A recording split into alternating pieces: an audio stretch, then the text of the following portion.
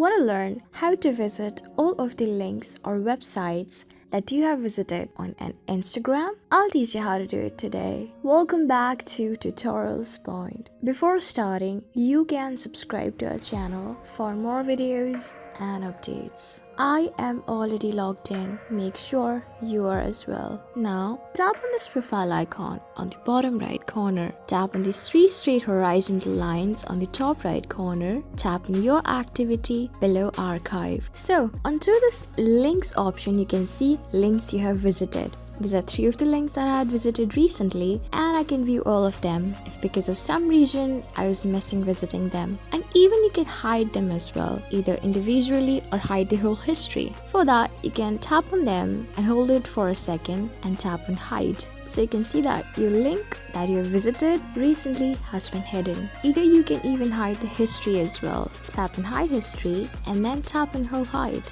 So this is it. But if you want to visit the website and watch the video once again, you could have simply tap on the link and watch them easily. So this is how you do it. I hope this video was really helpful for you and I was able to help you. I am going to see you on the next video. Till then, keep calm, stay safe, and goodbye.